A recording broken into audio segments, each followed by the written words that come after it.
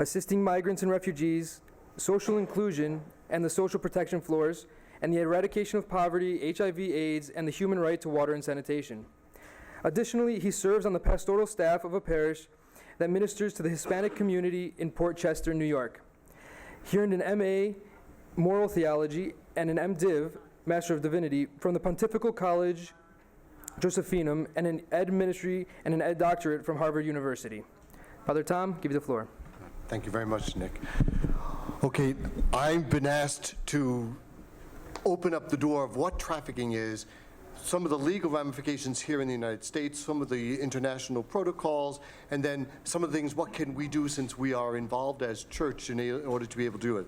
I'm honored to be able to be here with you. Thank you so much. I feel like I'm at the Great and Holy Council, all my own, with you. Thank you so much. What is happening is now there's some interesting information that was presented at the beginning of that. The latest TIP report was actually published about 4 days ago. So there are some new reports that have just come out. One of the sad things about it, which tells us how much work we still need to do, is that 27 countries were identified as having a worsening problem in trafficking. Now, sadly, also, 1 or 2 countries that perhaps should not have been moved to a higher tier have been given special considerations. There may be some financial considerations there, unfortunately. So here we go. First of all, what is human trafficking? At the very beginning, we heard from our very first presentation. It is about an act. The means that are used to be able to cause this exploitation of human beings, and then finally, why was it being done? And it's, at the end of it all, exploitation. Now, I'm going to put up a number of slides today. I can give you all of these slides later. So don't worry, you don't need to read it all, and you don't need to even take notes, because I'm going to try to speak really fast to get a lot of stuff in, and unfortunately, Irish have a bad tendency to speak a lot. Irish clergy are even worse, so be careful, all right? So the trafficking, that's the definition. It comes from what we have traditionally called the Palermo Protocol. How many people? The United Nations says that 21 million people are trafficked at any given time and generate $32 billion in annual profits for criminals. And we have to remember, it is a criminal act. $32 billion from the trafficking, which is hard to define, and you must fulfill very strict standards. So is it a refugee? Is it a smuggled person? Is it a migrant? There are mixed flows all the time. If the act, the means, and for the purpose of exploitation are there, it's trafficking. You will not always get that to happen. The Global Slavery Index, that there's another 30 million people worldwide who are living in slave-like conditions. That's generating another $150 billion economically. It's a huge business. But it's really, at the end of it all, we have to remember, it's not about the numbers and the statistics. It's about human beings, real peoples whose lives have been damaged as a result of the exploitation of another human being. Lack of respect for them, lack for their respect for their human dignity, and we need to keep the person in the center of it all. As church, that's what we do. The other groups do too. Forms of exploitation, because many people are talking, is the exploitation from trafficking only sexual? And for a long time, a lot of us were saying, no, it's a 90%. It's always going to be sexual exploitation. The research is coming out, and this was from the UN Office of Drugs and Crimes, and what is called the ILO, the International Labour Organization, the IOM, the International Organization for Migration, are now seeing that it's almost 50-50 between sex trafficking and labor trafficking. So you'll see there 53% sexual, 40% for labor, and then another 7% that is going to be involved with organ, because the selling of organs, especially kidneys, has become quite popular. In the midst of this, and I think it's very important, we said 21 million, 5.5 million of them are children. 20% of those that are being trafficked are children. And we have to remember that very, very much. You see the kind of work, they're calling it, that they've been now deceived into. Some of whom have actually been sold into that slavery by their parents, thinking that they were going to give them a good life and a new opportunity. Forced labor, the statistics are here just that you can see them. As I say, I will give you these slides later on. You'll be able to look at that. Just the numbers in terms of gender differences. And we're seeing a very big rise in girls in comparison to boys being trafficked and exploited. A lot of that's involved around domestic work, and then also the entertainment industry, which has a variety of faces. The destinations. It's all over the place. And just to remind ourselves, it's a global problem starting from all over the world. So there are many countries of origin, of transit, and then also in destination. If you notice, there are a few arrows coming to our own country. We'll have some more talking about that later on. There's the numbers. If we see the concentration of the victims, you're going to see that the greatest number is in the Asia Pacific area. Some have noticed that Australia doesn't seem to have any numbers above it. It's included within the North American. So as you can see there, 1.5 million victims of trafficking in the United States of America. Important stat to remember. But 11.7 million in Asia. 1.6 in Russia, Europe and the United States, and then 3.7 million in Africa. In many of those countries, the stats that are coming out, they said that 70% of the victims of trafficking in Africa, certain countries in Africa, are children. So Chesterton always talked about there were lies, damn lies, and statistics. Problem is that when you want to get a median, it covers up the extremes. You have to look very carefully at the individual data, which is coming out. Those TIP reports, the Trafficking in Persons reports that are published by the US, give us those stats, but they're self-reported. Most countries don't want to narrate that they're not doing so well. There are other ways to find information, though. So that's the victims. Where are they going? These are the sectors. Every area that affects the sort of things that we want, the things that we desire, are affected by trafficking, whether it's with children, and I deliberately chose to use a child as the background because this is what's happening very often, because especially with the bricklaying, it's very fun. Fishing. You love shrimp, so do I. You cannot believe the exploitation that is going on in the shrimping industry and fishing industries. In the US, we started our work in terms of fighting it. There are laws. People say, well, why aren't they? Because we're not enforcing, not just here, but in other places. And I was asked to really focus on the US. For us in the US, it's the Trafficking Victims Protection Act, the TVPA, which was first started in 2000. It has been reauthorized in 2003, 5, 8, and 13, with new provisions going to be able to go there. The big thing is it's what we call the 3 Ps approach: prevention, protection, prosecution. The special rapporteur for trafficking in persons adds usually a 4th. She likes to talk about the 4th P is partnerships, that we need as communities to form partnerships with each other to be able to prevent trafficking. There are a number of other legislations, but the TVPA that addresses both the trafficking for the purpose of sexual exploitation and labor. So this is the definition. I'll leave that for you. I'll give you that on a separate slide. You can have that later on. We've decided also that there's something that needs to be able to be done for the protection of children in a very special way. So the Protect Act of 2003 was established. I'm sorry, I didn't push it for you here. So that is the prosecutorial remedies and other tools to end the exploitation of children today. Technically speaking, I was having this conversation with Shelia at the beginning. Technically speaking, a child that has been trafficked or sexually exploited, even if they're arrested for a crime, which very often is survival sex, there is an instance where their rights are being denied if you prosecute them. They should be kept free. They should not be incarcerated, in some cases deported. We need to think very, very much, because of the way that the protocol has been set up. In the case of a child, they do not have the ability to say no, so we have to go through that. There is a protection for them, but it's not always offered to them in some states. Now, Shelia was telling me that here in Tennessee, They are prosecuting, and they are doing very good things here.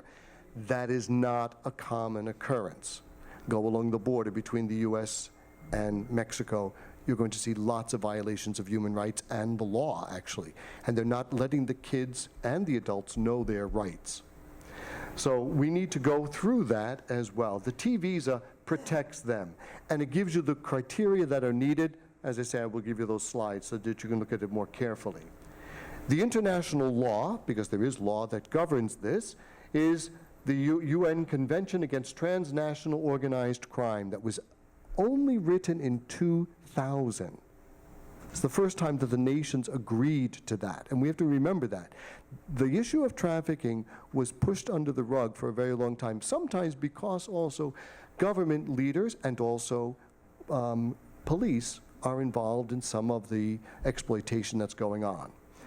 That was then updated with in 2003 with the Palermo Protocol, and Thailand, and this is the most recent, in October 2013, but there are some others that are going to sign. There was also the optional protocol that are going there for the Convention on the Rights of the Child, for the sale of children, child prostitution, and child pornography. Unfortunately, not only are children being put into films and videos or being exploited and then being put into brothels, now there's a whole new industry that is exploiting children over the internet. And so that they're saving monies, and there's less chance of being able to have a raid on their place. They're now having kids perform in other places. It's a really disgusting sort of thing that's going on. There's a group called ECPAT, End Child Prostitution and Trafficking, one of our colleagues at the Trafficking group, that has done a wonderful report worldwide on that. I can share that with you another time. We can get some information to you on that. And then the rights of the child in armed conflict, because very often children, we see Boko Haram just last year, and in these past few years, ISIS is now taking many young girls. They're actually going to the schools and raiding the schools and taking the girls out. There are also boys that are being exploited in this way, but we tend to think primarily of the girls. There are also conventions by the ILO. So forced labor, child labor, and also the elimination of the worst forms. So the world community has agreed that we need to do something about this. We must hold them accountable for doing it. The Nordic model means that we start to prosecute people that go for sex tourism. So what's been happening up until now, we've been able to go ahead and prosecute the child or the adult who's being prostituted. In this instance, you're actually prosecuting the users. And so if you go to another country for the purpose of engaging in sexual activity with a child, you're arrested in your home country. It was begun in Sweden and in the Nordic countries. There's a lot of information on that. There's not a lot of enforcement. Remember, we said 21 million victims of trafficking. If we look at the number of victims that are identified, 44,000 out of 21 million are identified. And if we look at the prosecutions, 4,400 prosecutions for 21 million people being exploited. Not to mention the forced labor. Sorry, how bad? 1 minute. 1 minute, oh God. Offenders, that's what they look like? Protection statistics. 2 billion people are not protected by the optional protocols because so many have not done it. What can we do? Buy slave-free. Look for fair trade, slave-free. There are a bunch of, I've given you a bunch of sites that you can look for to find their products. Then, how many? There's loads of things being done by Rescued from Trafficking. Thistle Farms, you'll hear more about that later. There's a bunch of them. I just want to let you know about them. They're there. The last one, ECPAT.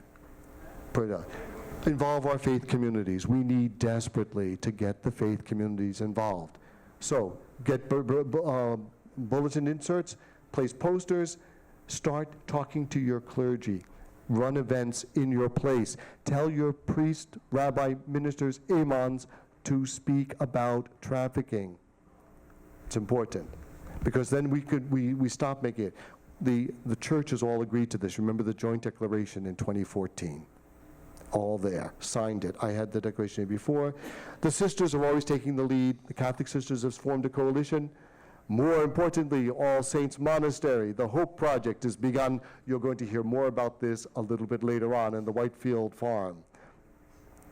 There's also a group called COATNet, which is a coalition of Christian organizations. You should know about it. As I said, I'll give you all this information. The coalitions on a local level link with the groups that are there. Tennessee has a very active group here going through. But educate yourself. But include government officials, law enforcement, healthcare workers, religious leaders, and congregations and students. The resources that are there, campaigns, there's a thing called gift box, issues to address, the demand for sexual exploitation and for products that are brought for slave labor, the internet for trafficking, poverty, corruption, sex tourism, silence the challenge. It can't happen here, it's not happening here. 1.5 million are happening here in the States. Promote legislation protecting the rights of victims, okay, promote fair trade, advocate for slave-free products, fight for the prostitution has been defined as a job. It's given the title work. That's a disgrace. We need to keep fighting it. We do it face-to-face with the ILO very often, and fight inequality. Poverty is one of the major pushes for people to get involved. Desperation as a result of that. We need to fight that inequality. The UN has a bunch of stuff, there they are. There's a UN, there's friends, and trafficking in persons really is, at the end of it all, a human experience that we have to put ourselves there. We have to focus on the person that we can leave for action. We can pretend that we don't know, but we can't, all right? The impact of civil society, especially the faith communities, we need them to be able to eliminate and then to effectively challenge trafficking. Will we become that prophetic voice? That's our challenge today. I hope that we'll all accept it. And thank you so much. Sorry, I go on.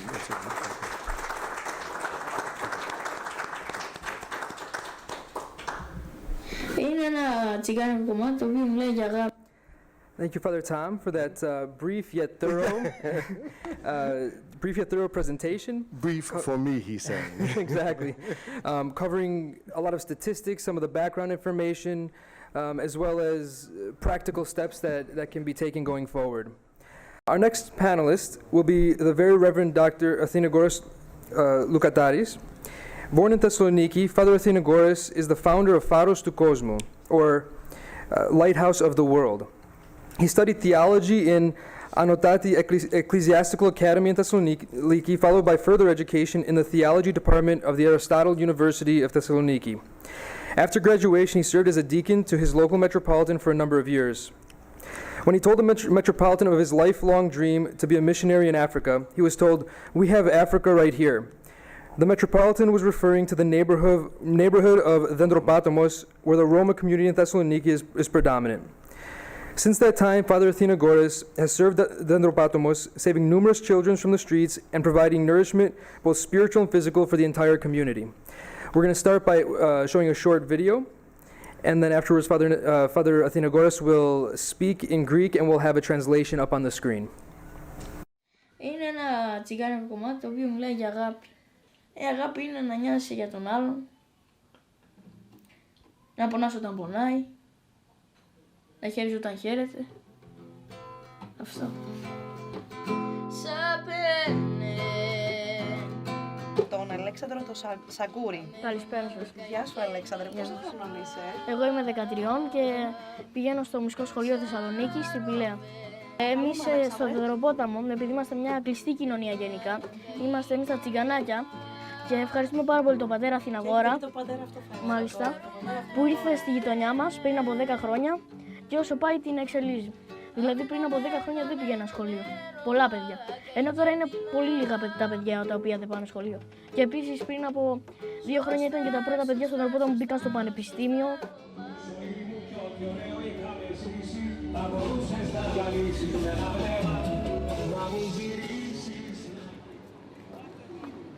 Ο Δεντροπόταμος. Ο Δεντροπόταμος είναι μια περιοχή που δεν έχει τόσες καλές συνθήκες. Όμως, αν νιώσεις αυτό που ζητούν τα παιδιά, τότε θα νιώσεις ότι είναι σπίτι σου. For your room, can you read this? My bedroom. Yeah. Ο Φάρος είναι κάτι σαν ίδρυμα. Γιατί εγώ μένω στο Φάρο, δεν το βλέπουμε σαν ένα ίδρυμα. Όμως το βλέπουμε σαν ένα σπίτι που όλοι αναμεταξύ μας είμαστε αδελφιά.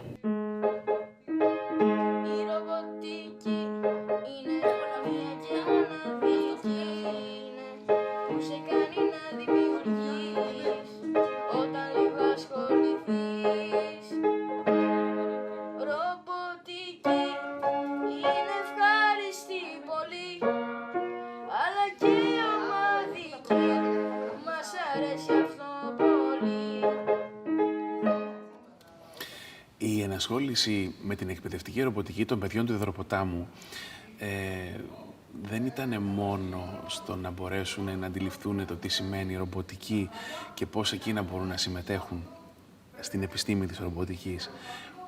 Ήταν και μια αφορμή να μπορέσουμε να τους μάθουμε να δουλεύουν μαζί. Ρομποτική για μένα σημαίνει να δημιουργείς αυτό που σκέφτηκες. Μέσα από τη ρομποτική έχω μάθει να συνομιλώ με τους υπόλοιπους.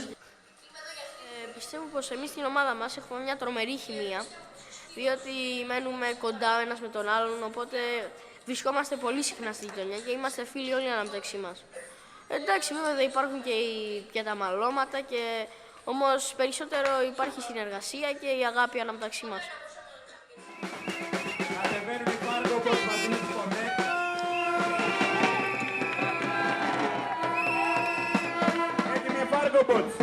Έτοιμοι, πάντα, αλλά 3, 2, 1,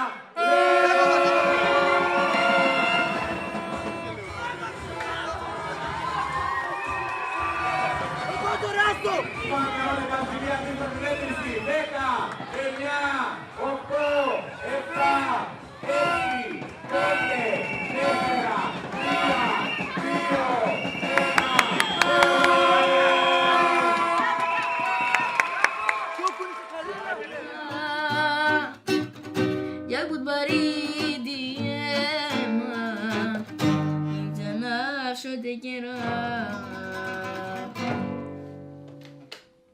Athenagoras, θα σας δώσω το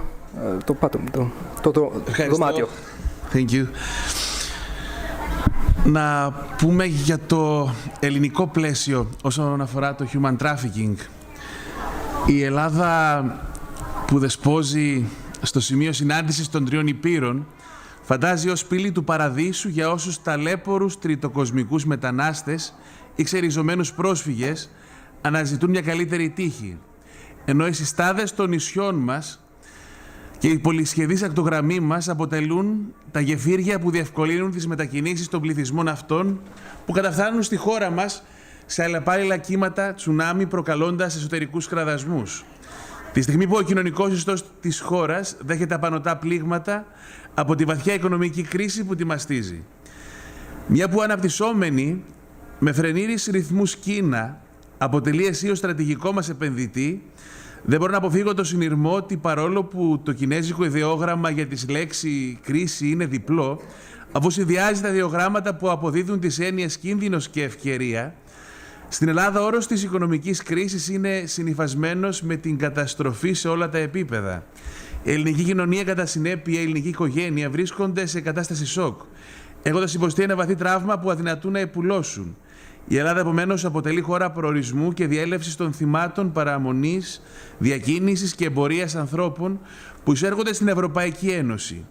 Εκτιμάται ότι περί τις 20.000 γυναίκες, μεταξύ των οποίων και 1.000 κορίτσια ηλικίας 13 έως 15 ετών, είναι θέματα σεξουαλικής εκμετάλλευσης στην Ελλάδα. Το στενότερο πλαίσιο.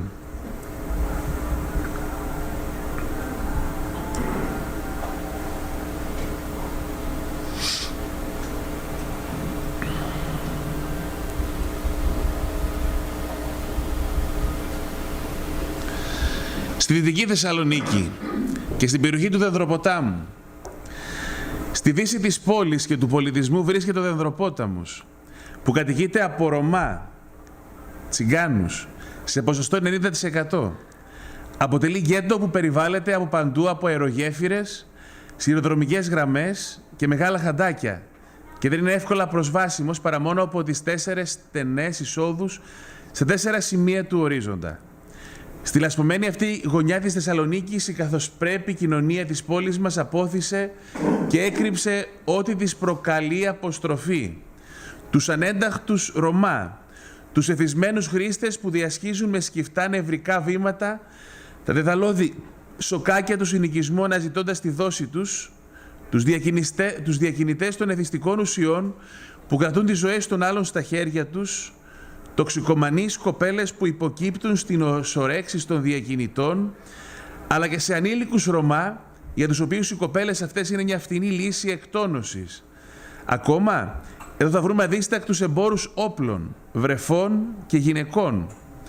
Λόγω της εμπλοκής τους με τη βαριά παραβατικότητα, αρκετοί από τους Ρωμά αργά ή γρήγορα θα καταλήξουν στη φυλακή ή μπορεί να χάσουν και τη ζωή τους ακόμα.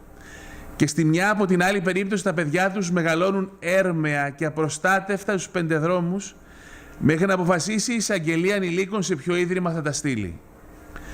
Το κενό αυτό της πολιτείας έρχεται να καλύψει η παρουσία του Κέντρου Προστασίας Ανηλίκων Φάρος του Κόσμου στο Δενδροπόταμο, όπου το πρόβλημα είναι ενδυμικό. Το κέντρο μας επιχειρεί ολιστική παρέμβαση στη συρρυκνωμένη περιοχή, ώστε να παρέχει στα παιδιά αυτά εκτός από την οικογενειακή φωλιά και τη ζεστή αγκαλιά μαζί με το σπιτικό φαγητό που έχει ανάγκη τραυματισμένη η ψυχούλα τους, ότι άλλο χρειάζονται από υλικά αγαθά για να διευκολυνθούν στις σπουδές τους, που θα τους επιστρέψουν να μεγαλώσουν, να βρουν νόμιμες διεξόδους βιοπορισμού.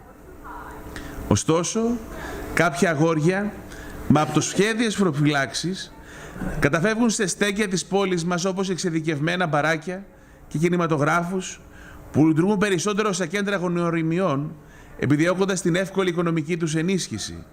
Ακόμα, ενήλικες Ρωμά, διακινητές μεταφέρουν κορίτσια και γυναίκες από τα Βαλκάνια σε συνεργασία με κυκλώματα που εκδίδουν πλαστά διαβατήρια προς τους οίκους ανοχής της Θεσσαλονίκης, φροντίζοντας να ανανεώνουν το εμπόρευμά τους με την απαιτούμενη συχνότητα.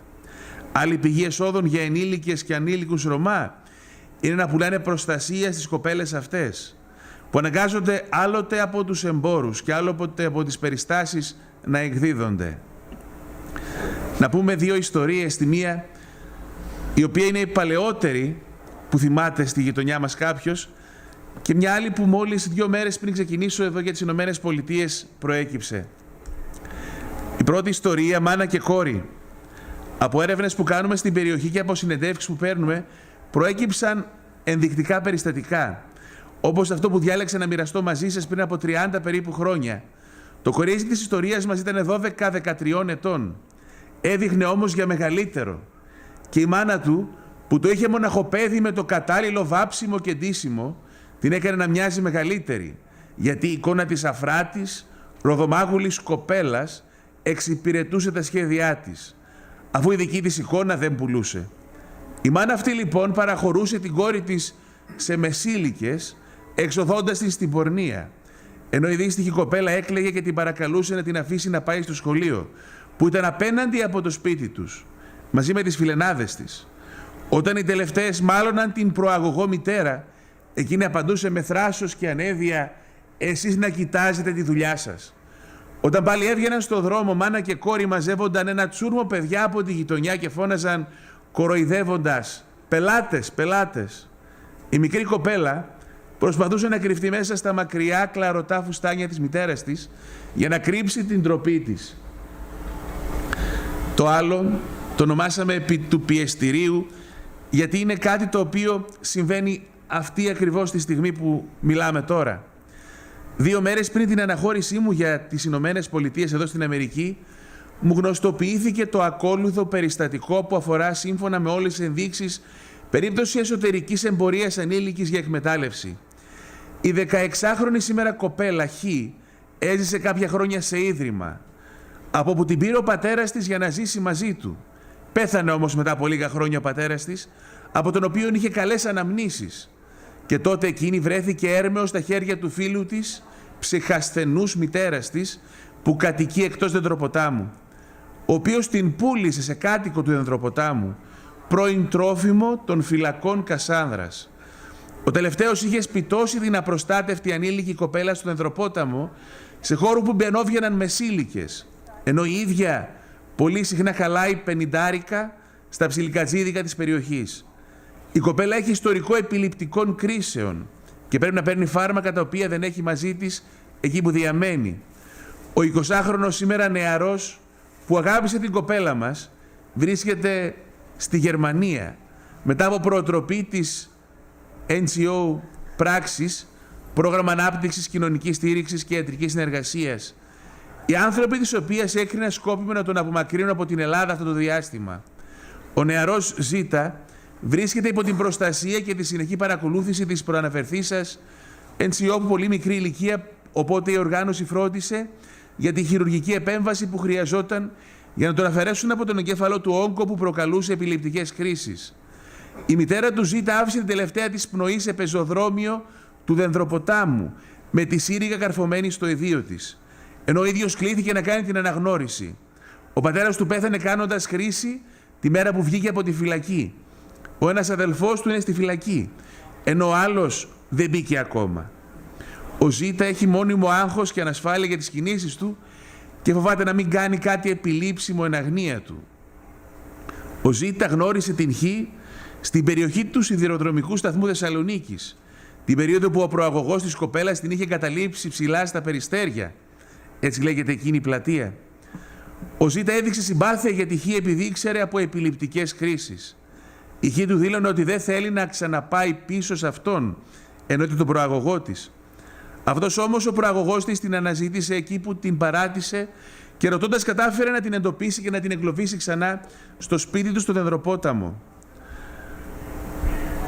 Οι άνθρωποι της πράξης είδησαν τη βοήθειά μας για να την εντοπίσουν, πράγμα που έγινε, ενώ ο νεαρός από τη Γερμανία ζήτησε από την ΜΚΟ τον αριθμό του τηλεφώνου μου για να μου ζητήσει να βοηθήσω την κοπέλα του, πράγμα που προτίθεμαι να κάνω με τη συνδρομή της εισαγγελίας ενηλίκων μόλις επιστρέψω στην Ελλάδα. Τα τελευταία 2 χρόνια ο Φάρος του Κόσμου σκύβει πάνω από τα προβλήματα των νεαρών κοριτσιών, που η παράδοση της φυλής τους τις θέλει να παντρεύονται πολύ μικρές, από τα 12-13 και να μεγαλώνουν παιδιά, ενώ είναι οι ίδιες ακόμα παιδιά, θάβοντας έτσι τα νεανικά τους όνειρα και τις προσωπικές τους φιλοδοξίες. Η συνηθέστερη κατάληξη είναι να καταλήγουν χωρισμένες με 1 και 2 και 3 και 4 παιδιά, τα οποία πρέπει να τα μεγαλώσουν μόνες τους, ενώ δεν ξέρουν γράμματα. Στη φάση αυτή θυματοποίησής τους είναι πολύ εύκολη από όλους τους εμπλεκόμενους στη ζωή τους, μέσα ή έξω από το σπίτι τους. Ο Φάρος επιχειρεί να στρέψει τον ενδιαφέρον τους στις σπουδές και να τις διευκολύνει σε όλα τα επίπεδα, ώστε να μπορέσουν να επιτύχουν την ανεξαρτητοποίησή τους και να ορίζουν οι ίδιες τα σώματά τους και τη ζωή τους γενικότερα. Σας ευχαριστώ για τον χρόνο σας.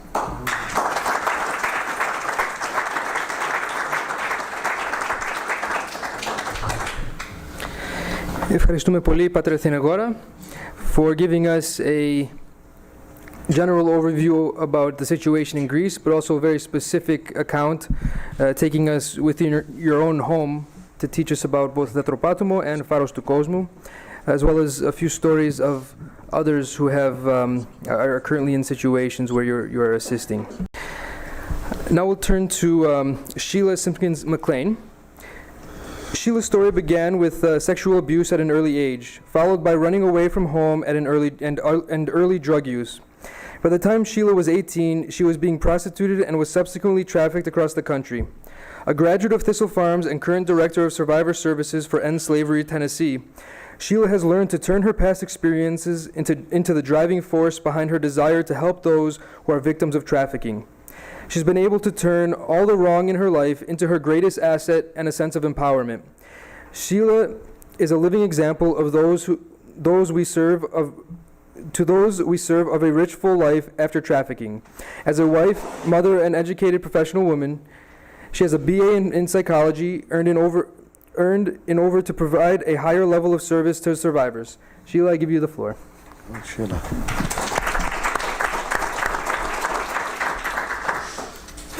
Okay, so, hello. Well, I'm Sheila. And it's kind of funny how the new topic now is trafficking, but I'm 46 years old, and well,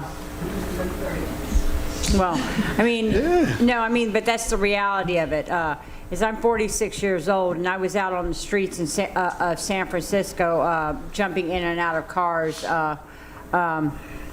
with a pimp back in the early 80s, and there wasn't a lot of resources for us. It was really a broken system. I was back in that time. I did get incarcerated, and I was always a runner. And I'm very nervous, so just excuse me. I'm better with working with the survivors than I am doing public speaking. But the reality of it is there wasn't resources available at that time in my life. I don't think that anyone really took the time to find out what was going on with me, because I could tell you this, and it wasn't my dream for me. That was not my dream. You know, whenever you're 6 and 7 years old and you're playing and you had those childhood dreams of what you're going to be when you grow up, it definitely wasn't a prostitute. That was not my dream for myself. But my reality of it is that my mom was bringing men into my bed at a very, very early age, and so she's the one who taught me how to have oral sex with men. So I was conditioned at a very young age to use my body to support my mom, and that went on for quite a few years. And so I did run away, you know, and I didn't really have. It was always why. It was always the word that was being used with me was why, instead of what. What happened? You know, no one never really took the time to find out what was really going on. It's a lot easier for the system to find you and take you back home and drop you off, so that we can run away again, because that's what I did. And I ran away so much that I ended up in juvenile hall, because they just couldn't do nothing else with me. It's called the Ranch, because this was all in California. And then I ended up in California Youth Authority too, just simply because I was running, and I ran simply because I felt like I was being punished for circumstances that my mother put me in. And so that's my reality, okay? The really weird thing about it is that I love my mom. I really do. I love my mom, you know, and I've always wanted that relationship with her. And now I have a really great relationship with her. It's not a mother-daughter relationship, but we are friends, and we have really, really good conversations. But I've done a lot of work to get to where I can have that friendship with her without being so angry. Well, after the '89 earthquake in San Francisco, we all came to the East Coast. When my mom came first with her new family. By the time that I was 14 years old and I started running away, she had been married 4 times. Her 5th husband ended up being the best thing that ever happened for her. But, you know, I didn't know that it was going to be that way, so I really started running away. So the '89 earthquake happened. She came to Memphis. I really wanted the relationship with her, so I followed her to Memphis and started doing the same thing. It's all I knew. I didn't have an education. I've never stepped foot into a high school. And maybe that's probably a lot of the reason why I wasn't able to get any assistance or to to get any help is that my mom had been married 4 times by the time I was 14 years old. They were always military men. And so we were constantly moving, so I don't ever remember going to one school for a whole year. And so there really wasn't a lot of opportunity to do intervention because we were always constantly moving from one place to another. Or she'd get tired of me, drop me off at my grandma's house and decide she wanted to be a mom again, come get me. However that worked. But we came to Memphis because I followed her because I've always really wanted that relationship with her, and things got really, really bad. I don't consider myself, well, at that time as a juvenile, I did not consider myself as an addict. I was not using every day, but I did use. I came to Memphis, though, and I started working in a strip bar. Things got really, really bad. Next thing you know, I was in a trunk, being taken to another state. That's when my addiction got really, really bad. It was just helped me. The drugs helped me. It made me not feel. That went on for quite a few years. I've had a lot of bad things happen to me, and I'm not going to sit here and tell you all the gory details of everything that happened in my life. Okay, we don't have enough time for that, to be quite honest. But the pimp brought me to Nashville back in '96, and I was tired. I was really, really tired. Somehow I got away from him, and I'd like to say, by George, I got my life together and everything just turned out beautiful, but that's not the reality of it. I still had the addiction, so I stayed out on the street for a few more years, jumping in and out of cars to support my drug habit. And there was a program called Thistle Farms Magdalene program. It's probably the best thing. It's the best program to me in the country, but it did save my life, and so of course I would think that. But they were doing an outreach on the street, and it's the first time I ever got to meet the very Reverend Becca Stevens, and things just changed. Then I wasn't quite ready. But they planted that seed, and I went to jail a couple of months later, and I wrote the judge a letter, asked him to give me an opportunity to go to that program, and that was back in 2004. And life has been different ever since. I wasn't really quite sure what my purpose was whenever I went. Wasn't even really sure if I really wanted to be there. I came into that program not really believing in God. To be quite honest, I did not believe in him. I had a very, very hard time understanding why such bad things happen to innocent children. And I still really don't understand that, you know. But I do understand that God carried me through that, you know, and that's the reason why I'm here. I've done a lot of work in that area, because I've always struggled with that one little piece, you know, the free will, you know, why people have free will. And so, but life has been different. I got help at the latter part of the continuum, and that's what Thistle Farms is. It's a 2-year residential program for women with a history of prostitution and drug addiction, but it works with the latter part of the continuum, and that's me. I was 34 years old, jumping in and out of cars to support a drug habit. I had been out of the trafficking situation for quite a few years, but I was still out on the street doing what I did.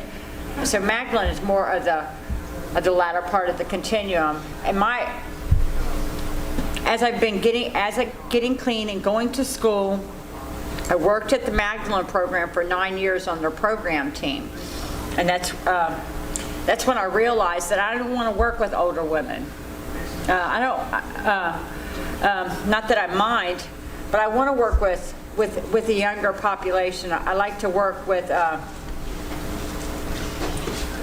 want to work with the middle part of the continuum, with the younger ones. And so I started doing intervention work part-time with End Slavery Tennessee, because they work with the middle part of the continuum. We work with juveniles and young adults. Well, to be honest, I'll help anyone. If they need help, I will help them. I don't care what their age is. But our mission is to focus on juveniles and the younger population. And it works really, really well for me. It's definitely a survivor-led program as far as the aftercare piece goes. And so End Slavery Tennessee is a nonprofit organization here in Nashville, Tennessee, who's trying to turn the tap off. And so we work through training, aftercare, and prevention. I'm more of the aftercare, and then Jill and I are, well, Jill's training, and then Jill and I both do the prevention kind of piece, because we work with volunteers and other people to make that happen. And so I am the director of survivor services at this organization. And I think that with my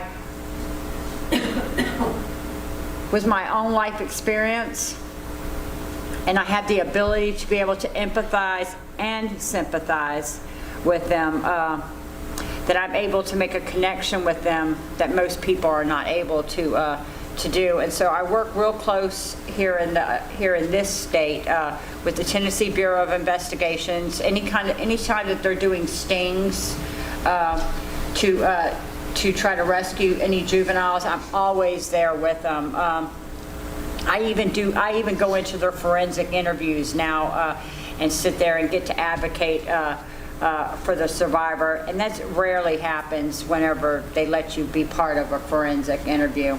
I work with the court system here for a trafficking court, with actually with the judge that I wrote the letter to, asking him if he would give me an opportunity to go into the Magdalene program. And so I'm kind of like his right arm in that program. But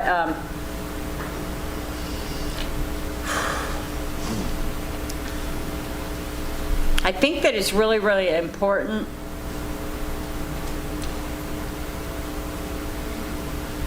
for people to know that, you know what I mean? We don't choose to live that life, you know? It's not what we choose to do with ourselves. And you know, and a lot of people don't agree with me on this, but I'm going to say it anyway because I don't care, you know? I don't care if you agree with me or not, you know? Just to be quite honest. I don't. You know, I think that sexual child abuse and trafficking kind of meshes into one.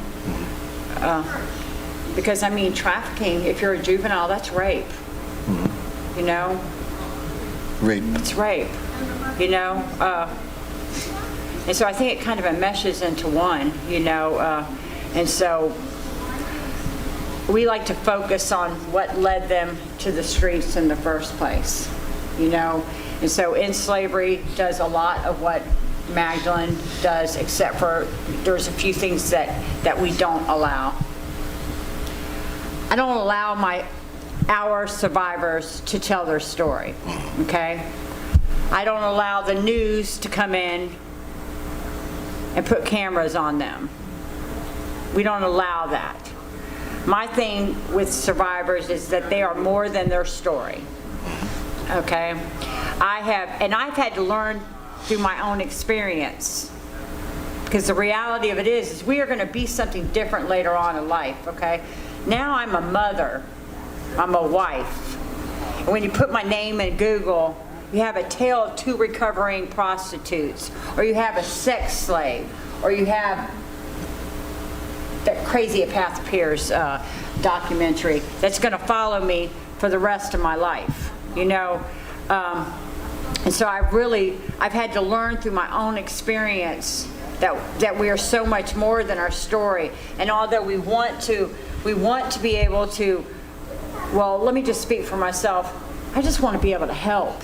you know, by any way I can. If it's me telling a story to the survivor, well, then I'll do that. But I think that it needs to be trauma informed. You know, I think that people who are doing the interviewing need to have motivational interviewing skills.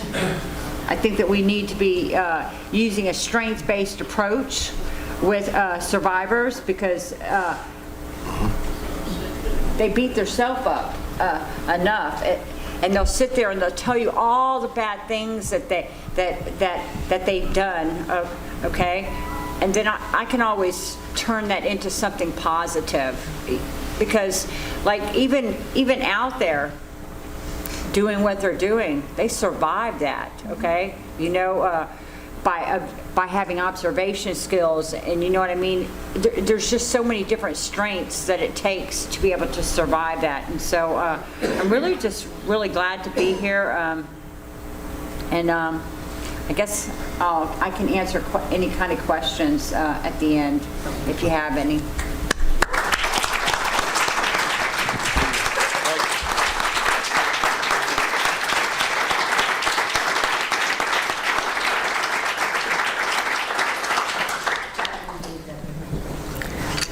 Thank you, Shelia, for that very personal account of your past story, but also how you were able to transcend that and are able to use that to transform the lives of others today and help them in their healing process.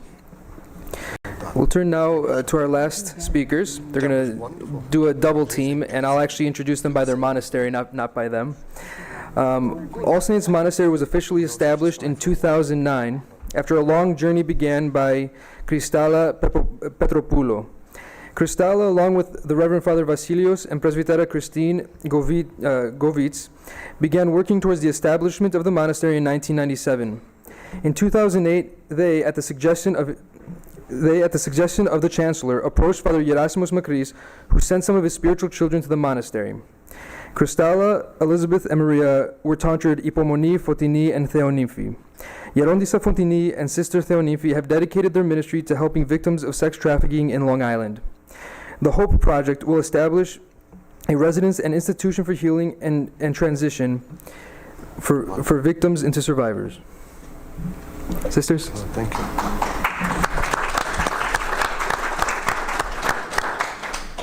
Thank you for coming today to hear our presentation, all of our presentations. And my name is Sister Theonymphi. I'm going to just speak quickly about what our church says about human trafficking. So as we've learned today about, personal accounts, and also that Sheila told us about, and also the statistics that Father Tom told us about, and Father Athenagoras also told us different things. We also are going to talk about our own church. So, you can hear me? Can you hear me? Okay. So, what does our church say about the issue of human trafficking? To the right. Hit the arrow. The arrow on the right. That's it. Okay. When we think of human trafficking as slavery, we can understand that it is an issue that violates the freedom and dignity of an individual or individuals. The church has always been concerned about protecting the sacredness of the human person. So I just wanted to highlight a couple of ways that we can see this. The first one on the slide is that we hear in the petitions in a lot of the church services, the priest says, ask God to intervene for those who are enslaved, for the captives, and for their salvation. Let us pray to the Lord. That's something we're all used to hearing in church. Also, the Holy Council encyclical even mentioned human trafficking and said, the Orthodox Church follows with much pain and prayer and takes notice of the great contemporary humanitarian crisis, mentioning, along with other things, specifically the tragedy of human trafficking. There are even saints in our own Orthodox Church that combated human trafficking in their own societies. So just touch on 3 of them and say a couple of things about each of them. So the first is Saint Philothea of Athens, who lived in the 1500s, and she combated human trafficking through outreach. She was widowed at a young age and then became a nun. She spent her monastic life ministering to women in need, including providing shelter to women brought to Athens to be slaves in Ottoman harems. She taught these women, as well as other poor women and orphans, handiwork, so that they were able to provide for themselves. She suffered martyrdom for the sake of her ministry and was beaten by a harem owner and died shortly after this. Next, we have Saint Theodora, the wife of Saint Justinian I, who was a survivor and activist in the 1st century. She herself, or in the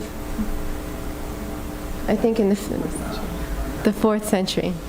Sorry. Okay, that was a mistake. She herself was trafficked by her mother at a young age. Her father had passed away, and her mother put her daughters on stage to be actresses, which in those days was synonymous with being a prostitute. Though it was very difficult to get out of this life, she found a way off stage, met Saint Justinian, and they were married. As Empress, Saint Theodora encouraged her husband to make many laws and changes to society to help women, especially those who are forced into prostitution. So some of the examples of this are that she purchased women working in brothels from their pimps and provided for them. She eventually banned brothels completely. She made it illegal to force any woman, even a slave, into acting, which was prostitution, which eventually included underage prostitution, even with parental consent, like what happened to her in her own life. There was also a law that allowed actresses or prostitutes to renounce their occupation at will, regardless of the contracts they were forced to sign or that they signed. Okay, then there's also St. Nicholas, which that slide's not up here. But if I go back to the beginning, St. Nicholas, there's the icon of him with the famous story of the 3 daughters of the man who needed to provide for their dowry. So St. Nicholas worked through philanthropy. And the way he did that was, we have this famous story about the stocking, where there was a poor man with 3 daughters and he couldn't afford their dowry, which would mean in those days that they would either end up becoming prostitutes or be perceived as such because of being unmarried. So St. Nicholas decided to help them and went to the house and threw sacks filled with gold coins through the window opening into the house. The 3rd sack he threw down the chimney and said, "One of the daughters had washed her stockings that evening and hung them over the embers to dry, and that bag of gold fell into the stocking." So now at Christmas you can think of helping with human trafficking when you put up the stockings.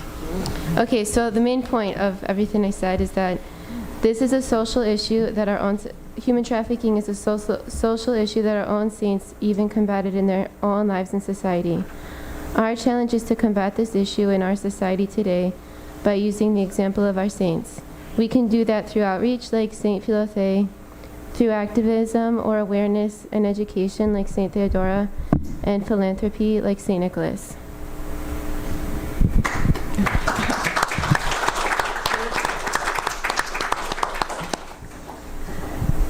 And I thank everyone for coming today. I'm the final speaker. My name is Gerondisa Foteini, and I'm going to speak about the initiative our monastery is starting to help survivors in our own locale, survivors of human trafficking. So I'll read you our mission statement. The name of our outreach is the Hope Project, and it is a mission of All Saints Monastery that is committed to providing support, hospitality, education, and healthcare to women who are survivors of prostitution and trafficking. And HOPE stands for housing, occupation, potential, to recognize the potential in each survivor, and empowerment, because ultimately we want to empower these women to live joyful and successful lives. So our vision. Long Island is one of the top 20 areas in the country for human trafficking. This is Long Island separate from New York City. New York City is also one of the top 20 areas for human trafficking. But in Long Island, there is not one single program or any level of social services available to women who have survived this ordeal in our region, and more specifically our own county. Our vision is to rectify this by creating a program that is rehabilitative, healing, and transformational to the survivors within our own local community. One of the greatest obstacles encountered by survivors on their path to healing and restoration is housing. The principal foundation of our program is to provide housing free of charge to women who participate in the program. Women will be given the opportunity to stay rent-free 2 years or more as they find recovery and healing and acquire the skills necessary to provide for themselves and to live independently. In addition, all participants will be provided with both individual and group therapy, enabling them to find the emotional healing and support they desperately need. In addition to psychotherapy, and if necessary, participants can also attend weekly on-site AA meetings. This will give them the strength to continue in sobriety, find support and commonality, and offer the same to others. Our program will also provide education and life skills these women need in order to live productive and successful lives once they have found their emotional healing. This includes GED tutoring and enrollment in our community college. Additionally, life skills such as cooking, finance, computer education, health and hygiene will be part of an educational component. An important aspect of what we will offer our program participants is job training. As Orthodox Christians, we believe that work is a blessing and a privilege. As women find emotional healing and strength, they will have the reward of a paid position that also provides job training and experience. Through their work, they will learn responsibility, perseverance, and how to work with other people. They will learn skills that can be added to a resume. This training will ultimately provide them with an income, leading to independence. With their personal earnings, they will have the ability to experience their newfound freedom to make decisions about their own personal finances. Through partnership with our own local Suffolk County Women's Business Council, graduates will be provided with mentorship, enabling them to take the next step in their life by providing resume writing workshops, career counseling, interview coaching, workplace etiquette, and job placement within the companies of these women-run businesses. It is our hope that living, working, and participating in a supportive, non-judgmental, loving, caring, and giving environment, it will enable the participants to find healing and emotional support they need to live healthy, productive, and joyful lives. Thank you.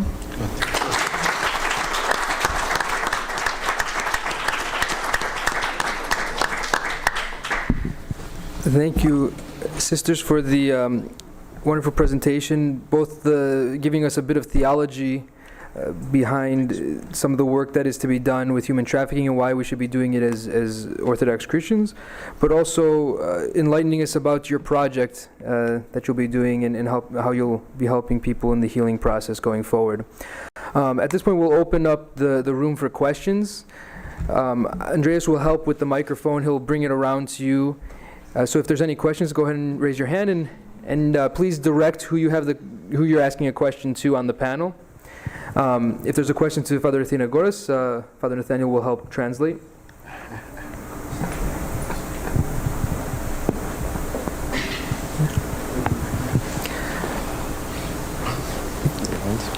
We have a question in the back. I don't know if it's really a question, but I'd just like to commend everybody for the wonderful work that you're doing. I'd like to make a point to everyone here, though, that we are representing the different parishes from the Archdiocese, and we do have an opportunity to speak out and to say something in a positive way to our clergy lady and to the parishes. So my point is this, that I know that, personally speaking, I've gotten involved with the Hope Project in Long Island, even though I'm in Annapolis, Maryland. And I know that the sisters have reached out to us, and they've done a wonderful job. But I just want to mention one point. The impact of the project itself to the kids in our parish have transformed the mindset of young people in the local parish, because we're not talking about that problem. And if we're not going to talk about the problem, then we're never going to be able to solve it. So I hope that we can talk about the project, and if some of you all can help become part of the Hope Project and help the project in Long Island, I think it would be a huge success. And again, to the other young lady, help in that project, whatever we can do for these wonderful people around the country that do and step up for the glory of God and for the glory of these young people, I think we have to do it. So just keep it in mind that we can talk it up. There's only, 60 of us, 70 of us in here? But if we all talk it up, and we can all help reach out and say what a nice idea this is for us as an Orthodox Church to really get involved and really be involved in a positive way, because it's going to affect our children in our parish. So if we don't change the mindset in our parishes by having good fathers and having good mothers to raise our children, then we're going to continue to have problems on and on and on and on, and we're never going to get to the end of it. So my point is, sisters, 3 sisters up there and the 2 brothers, you're doing a great job. Congratulations. We're very proud of you. But let's everybody help the Hope Project in New York. Thank you, Father. And please state your name and where you're from, if possible. My father was Kosmou from Monastery. Thank you. Father David from Decatur, Illinois. For Father Tom, you mentioned the tips, or the statistics, report, tip report. How long have the tip reports been made? Probably about 10, 12 years. So we only have 10 or 12 years of statistics. What kind of trends are we seeing globally in terms of human trafficking? Is it stable? Is it going up? Is it No, in point of fact, the latest report is saying that there's an increase in the problem in 27 countries at this particular moment. Okay. So it has gotten worse there. In some instances, the economic crisis, the struggles with war, have been causing huge problems. It's increasing that. And then also now we're actually identifying a bit more carefully who a victim is. And for a long time, because it is not information that is readily available, it's because it's a criminal activity. And many of the victims, while they're still in the midst of it, are afraid to be able to report their person. The Stockholm Syndrome is really dominant within so many of the people who have been trafficked and victims of prostitution as well. So, as I said, lies, damn lies, statistics. Yeah. What's the real truth? At this particular moment, it seems a worse problem than before, though it's being addressed and there's a commitment. There are commitments on the parts of a number of nations. Not overwhelming. So given that, what are some patterns that we as Orthodox Christian individuals can look for to see if there's a way that we can say we should be doing something, seeing something, talking about something? Well, the sheer fact that the sisters recognized on Long Island that there was an issue says it doesn't take a lot to figure it out. In your own neighborhoods, the major metropolitan areas, of course, are the big draws, because there's lots of people, major sporting events. So we've done projects with the Committee to Stop Trafficking in Persons, et cetera, on the Super Bowl. In fact, one of the projects that was there was with the gift box, raising awareness. The nuns, once again, little things like putting bars of soap with the hotline for trafficking on the back of it, and getting the corporate social responsibility. So many of the hotels were actually putting those in. That actually, during the last Super Bowl, helped about 20 young women. Thank you, God. So there are ways that you can go about it. And then also, and I really enjoyed Father coming from Annapolis saying, we got the kids involved. Once you start talking about it, once we talk about it in church, it means it's a good thing that we should be addressing it. So how we can do it, because some people may know, oh, there's that funny house down the block. Oh, there's those women that I see. Healthcare workers are a first line. They have found, at least some of the stats are out there, that the two places that if the traffickers are there, they might let people go, healthcare workers and to church. It's an amazing phenomenon. They'll eventually, as you start to love bomb these people, and you can tell certain people are a certain timidness to them, you reach out. Don't make judgments. Yeah. Reach out and simply say, how can I welcome the stranger? How can I take the person who looks beat up, hurt? How do I reach out to them rather than say, oh, there's that weird person coming in the room, which we can sometimes do. So it's really about being alert. The thing that Shelia brought up, the attentiveness. Yeah. One of the things that a person that is involved in trafficking and then also in terms of proselytizing for cults, etc., they know how to love bomb someone. They have great sensitivity. They wear out, they figure out who are those people. And the most vulnerable people are the people that are most able to be exploited. So if I know, okay, there's a vulnerability around poverty in Greece, that particular neighborhood, okay, the Roma children are going to be able to be there. They'll be further exploited. The girls being prostituted by her own mother. That sort of thing can happen because of all of the situation. We can sometimes become, as Francis is, Pope Francis, our guy, talks about it, becoming priests of the sacristy. We like being in church. We don't like to be among the sheep. And so how do I get involved at a local level? There are many other obligations, I assure you. But we have to say that there are certain people that are able to do this. Not everyone can do what Father's doing. I admire him. It's incredible. That's outrageous, okay? We need those prophetic voices. And, as Father said, support the efforts that are being made by them. Because more things. And then as, success breeds more success. So if we can get the Hope House going, think how many Greek Orthodox other houses could go. It's amazing. The churches, okay, are the ones that are now providing those services where governments are failing. Yeah. Why don't we do it? It's amazing. And as I put it up there, I mean, not tongue-in-cheek, but also to say a fact, the nuns lead all the time in both of our churches.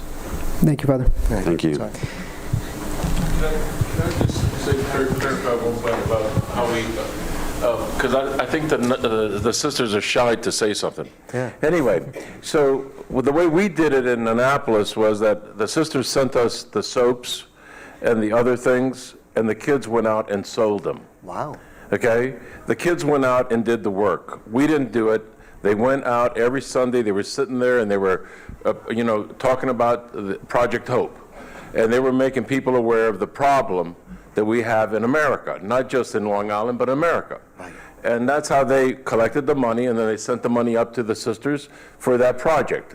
Now, I think if we have 700 parishes in America, we can all say we'll take, 10 bars of soap and have our kids try to sell them for a good project, for a good cause. I would rather see ourselves proselytize ourselves in that way. Yes. Than other ways, So that's what we did. So I just wanted, before I left, I just want to say that because I don't think the sisters are going to, I hope they say something later, but I think it's something you should say, I sister. could just say it now quickly. Yeah, so good. we make, so just say a little funny joke, which Father Tom said that Irish people talk a lot. And Greek people do too. Okay, and good. I'm both, so it's like a problem. But anyway, so I'm gonna just say that we have a business, you could call it. You each have a card on your seats, those who sat on the seats with the stuff. And if you don't have one, you can come take it. A business called Whitefield Farm, where we make all natural soap and soy wax candles. And we picked the name because of there's like a parable in the Bible where Christ says something like, the field is white for the harvest, but the laborers are few. So it's like a little undercover Christian name for our soap company. Anyways, So we make these things, and we're trying to build this company so that we can afford to be self-sustaining programs. So the women, when we were talking about, when Gerondisa Foteini was talking about them working, we would like them to work for our soap company part-time, but we cannot do that if our soap company doesn't grow to be able to pay them something fair. So that's what Father Kosmou was saying, that we sent him, his church, some of the soaps and candles that we make, and they sold them, which helped our company to grow a little bit more to be able to do this work. And goes toward the purchase of a home. Yeah. Currently, right. Which is what we're looking to do, purchase a Okay, home. we have time for one more quick question, and then I'll ask the panelists to give a final 30-second remarks. Okay, my name is Donna. I'm from St. Sophia in San Antonio, and we are having a exponential growth in trafficking in our town. A lot of the immigrants that came in went through Port San Antonio, and some went missing. Some were the ones that were found, I think, in Maine when they had a bust. I'm wondering, how does like St. Sophia also get our parish behind this? Because yeah, it's something ugly no one wants to think about. But we're on a street. This is where there's a bar street. There's a lot of stuff going on. Father and I have talked about going down and meeting the bar owners and getting to know the neighborhood a lot better. It's an old neighborhood, and it's just what can we do? How to get this started up? We can build it, then try to, well, maybe first get our parish excited about it too. But is there a resource or a site we can go to kind of help us learn how to go from the grassroots up? What, on a diocese site or some links That's a possibility. We could maybe talk a little later on, Nick, some of the resources that are out there, but that CoatNet is a Christian organization. It's being run through Caritas International. There are some other things, and I can give you some of those ones that we already know about. But then also just the Homeland Security has a lot of projects that are out there too, posters, etc. The first thing is get that first seed out there and just look beneath the surface, sort of posters that are out there, that people start to become aware, start planting the seed that something's out there that we have to start going through. It's not going to change overnight, but we can start. Learn what we can do to facilitate. As we work with Cam Shelter and food banks and stuff, and people end up walking to our church and try to knock on the door saying, "Hey, we need help too." But yes. The CoatNet will help us figure out how to. CoatNet would be one to go through, and I'm giving those slides to Nick, and he'll be able to share those with you. Okay, thank you. Before everyone offers their closing remarks, I wanted to just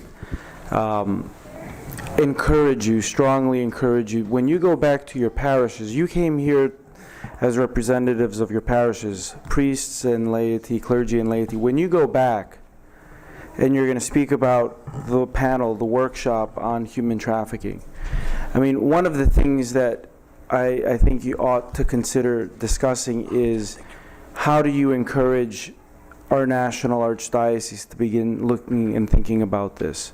So there is the grassroots effort, which definitely needs to happen, reaching out to the institutions, organizations, other faith-based communities that are working on this and help them.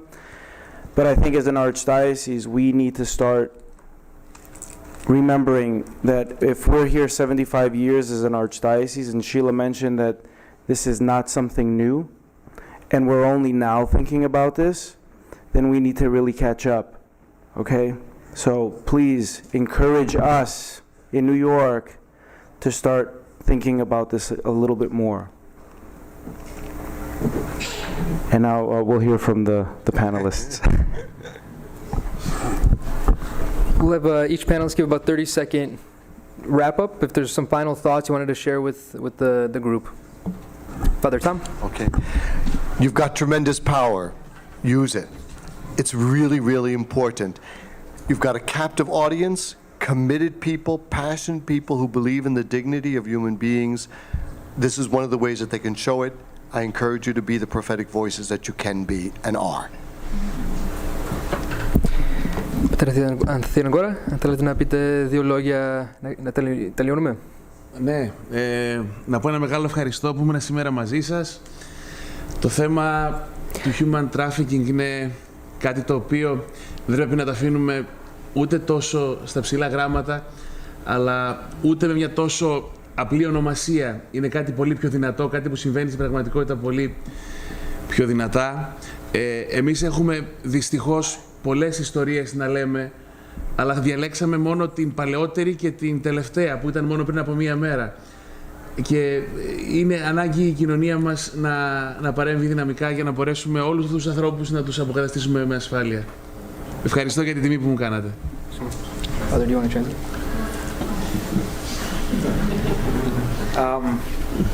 I don't know what, I'm going to try to translate, but Father Athenagoras thanked all of us for the opportunity to be here, and he mentioned two stories, one of the first stories that he's aware of, and also a more recent story, an account, and he said that it is up to us to provide a safe haven for these people, for these children especially, so it's up to us to make a difference.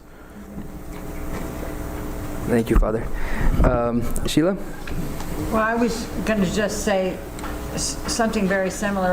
I think that, you know, the reality of it is once you're aware, once you're aware that there's a problem, then it's really the community's responsibility to kind of help with it. And thanks for allowing me to be here. Thank you. Thank you. Sisters? So we were just earlier thinking about Archbishop Demetrios' opening speech, how he said the first thing that he said was Christ's voice was a voice of hope. So that made an impression on us because our outreach is called the Hope Project, and he does know about it, and we do have his blessing. I'm not sure if he remembers or knows it's called the Hope Project. So to us that made a big impression, and we hope that that you can help us to be a voice of hope in environments that are void of hope, so in the lives of people who have no hope.